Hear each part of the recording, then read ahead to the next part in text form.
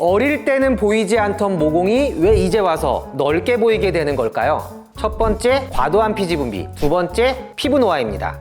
따라서 모공 치료는 두 가지 원인을 모두 제거해야 되는데요. 첫째로 피지를 줄이는 방법은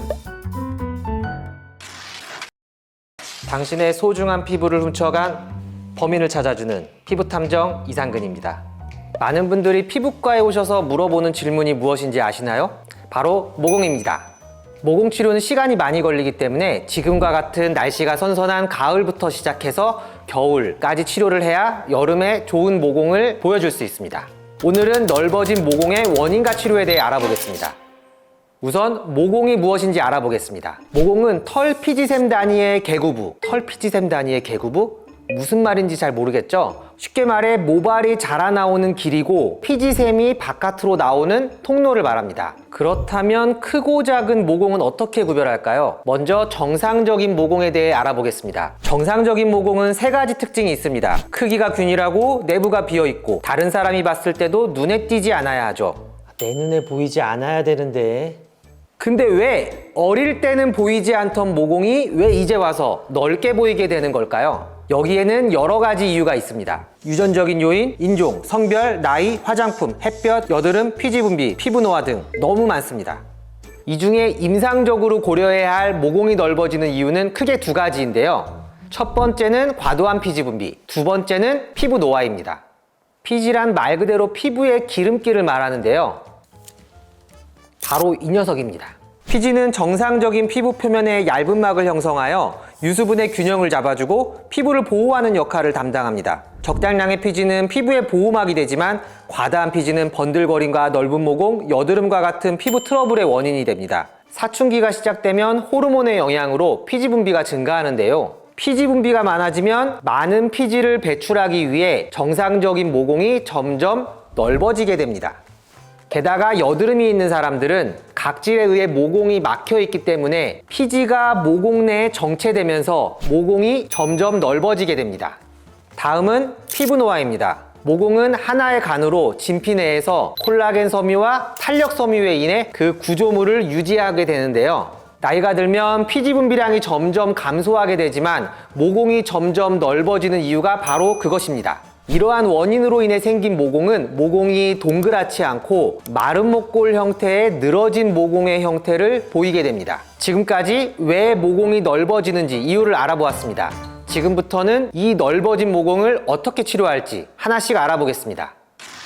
모공 치료는 병원마다 치료 방법이 너무 다양합니다. 저는 모공 치료의 원인에 따라서 맞는 치료 방법을 알려드리겠습니다. 제가 아까 모공이 넓어지는 이유를 뭐라고 했죠? 첫 번째, 과도한 피지 분비. 두 번째, 피부 노화입니다. 먼저 과도한 피지 분비를 치료하는 방법은 증가된 피지를 줄이고 막힌 모공을 열어줘야겠죠? 그리고 피부 노화로 인한 모공을 치료하려면 모공 주변의 콜라겐 섬유들을 점차 합성시켜 넓어진 모공을 조여주고 수축시켜줘야 합니다. 여기서 한 가지 고려해야 할 점은 모공 속의 피지를 전부 제거하고 콜라겐 합성을 유도하지 않으면 얼마 지나지 않아 다시 모공에 피지와 각질이 쌓일 것이고, 반대로 콜라겐 합성은 유도했으나 피지를 제거하고 억제하지 않는다면 치료 효과는 제한적일 수밖에 없습니다. 따라서 모공 치료는 두 가지 원인을 모두 제거해야 되는데요. 첫째로 피지를 줄이는 방법은 이소트레티노인, 아그네스, 아쿠아필이 있습니다. 이소트레티노인은 로아큐탄이라는 이름으로 유명한데요. 전신에 있는 피지샘을 파괴하는 약입니다. 피부가 건조해지는 단점이 있습니다. 아그네스는 모공에 바늘을 넣고 고주파를 가하여 피지샘을 파괴하는 시술입니다. 원하는 부위의 피지를 선별적으로 파괴합니다. 아쿠아필은 모공 속의 피지와 노폐물을 제거하여 모공 수렴 효과로 인해 모공의 크기를 줄여주는데요. 이처럼 이소트레티노인, 아그네스, 아쿠아필 모두 피지 분비량을 줄여줍니다. 추가로 넌 커메도제닉한 화장품을 사용하는 것도 하나의 방법이겠네요.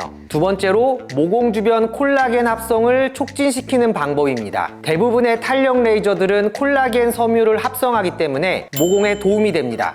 하지만 울세라와 써마지 같은 아주 비싼 레이저를 모공에 사용하기엔 너무 효율이 떨어집니다. 저는 비박피성 레이저와 박피성 레이저를 혼합하여 사용하고 있는데요. 그 중에서 가성비가 좋은 레이저와 시술을 알려드리겠습니다. 바로 이 친구들인데요.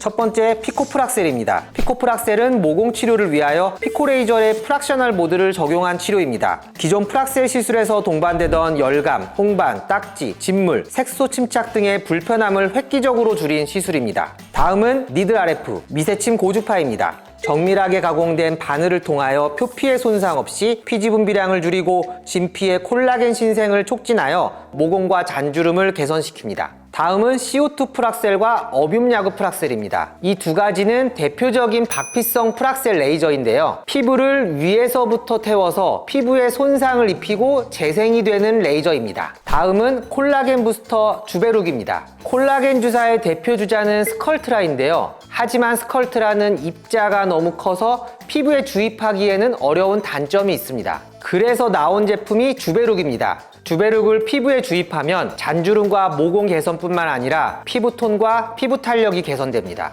다음은 모공 보톡스입니다. 모공 보톡스는 더모톡신이라 하기도 하고 스킨 보톡스라 하기도 하는데요. 보톡스를 희석하여 피부에 얕게 주사하는 방법입니다.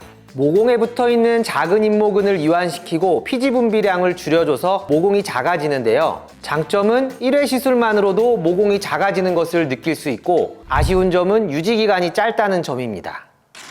이 많은 시술을 전부 다 내가 받아야 할까요? 그렇진 않습니다. 이 많은 시술 중에 나에게 맞는 치료만 선별해서 받는 것이 중요합니다. 지금까지 피부탐정 이상근이었습니다.